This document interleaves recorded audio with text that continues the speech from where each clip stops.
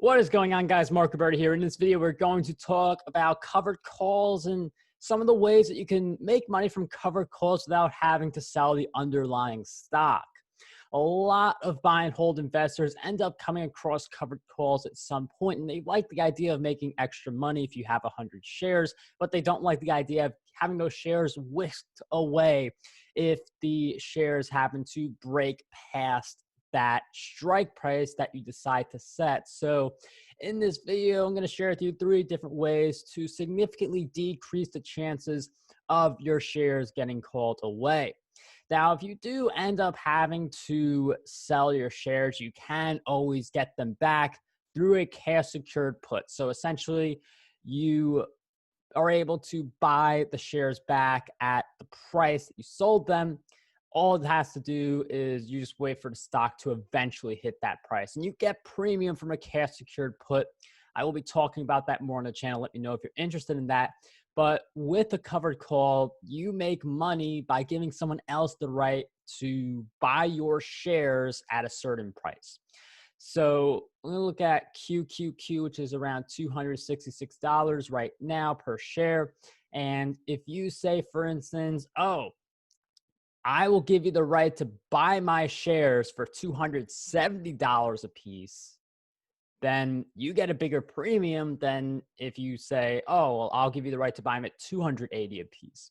The closer something is to the money, the greater of a chance it is to happen. So that's why you get those higher premiums. But that goes to our first strategy for making sure you don't have to sell the underlying shares, which is to set a further strike price. So if you want to keep your QQQ shares, you would set a far out strike price, like a 280 or a 285 or a 290. Now, the further you go out, the less premium you get. And you do leave a lot of money on the table by going further out. But if the shares skyrocket to 300, you would rather have the 280 call than the 270 call, because at least there's an extra $10 per share you would gain with the 280 call versus the 270 call.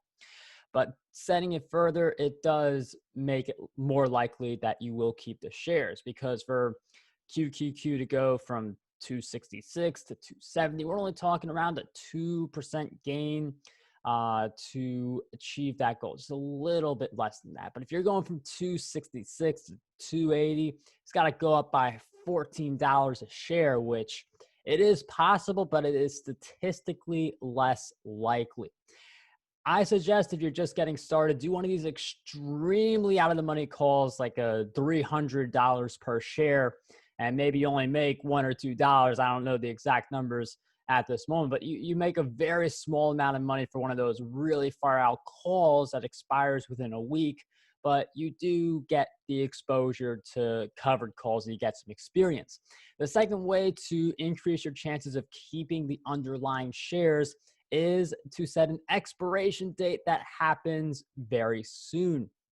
So if you set an expiration date, the contract expires in a year, you make a ton of premium, but there is a greater chance that the stock or the ETF like skyrockets or it gets past your strike price. But if you want to keep the shares, then only do covered calls for contracts that are set to expire by the end of the week. So a lot of people who get into covered calls, they will sell the calls on Monday that are set to expire on Friday. And you could even one-up this just to increase your odds of keeping your shares. You could do a covered call on a Tuesday or a Wednesday.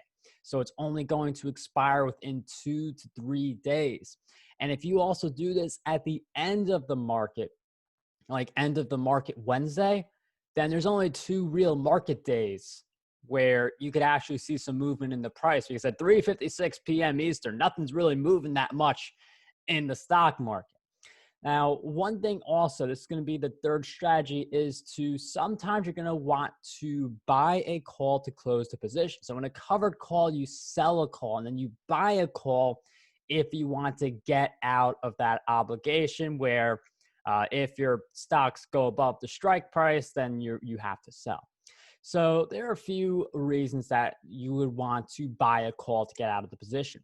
First reason is maybe the stock blasts past your strike price and you don't want to pay the capital gain on those stocks. In that case, it's good to buy a call to close.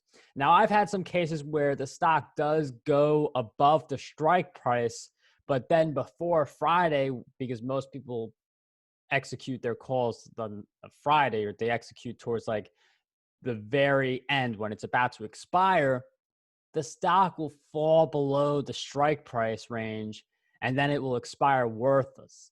So just because a stock goes above the strike price in the middle of the day doesn't mean it may be there by the end of the day.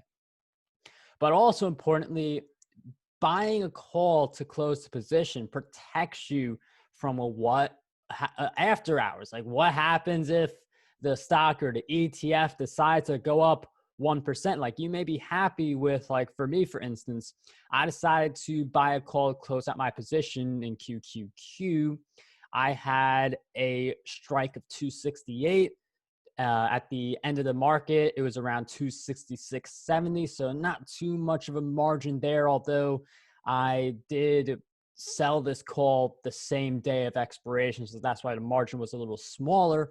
The reason I did that though is, well, what if in after hours it decides to go up 1% and then I have to sell these shares? And also the ex-dividend date was going to be Monday. So you would have extra incentive to execute that option because then you get 100 shares at like 268, even though they're 266. But you also get, if they pop in the morning and they do well, and you also get that guaranteed dividend. So just because the stock doesn't necessarily hit the strike price, you do want to keep the ex-dividend dates in mind, because if your strike is $100 for a certain stock, it's at $99, you think you're in the clear, but then on Monday, they have the ex-dividend and all shareholders of record get $2 per share. That brings it up to $101 total per share because you're including the ex-dividend. So people will exercise that option, even though initially it is slightly out of the money from a stock price standpoint. So covered calls, it's not entirely bad if the shares get taken away and you do still end up with the premium and any profit you made on the way to that strike price. And again, you can use a cash secured put, which is pretty much covered calls in reverse, to reclaim your shares eventually at a price that you decide. It's just like setting a strike price, but except you get paid for it. So I do hope you guys enjoyed all the strategies. Let me know in the comments how you are doing with your investing. And I am looking forward to seeing you guys in the next video.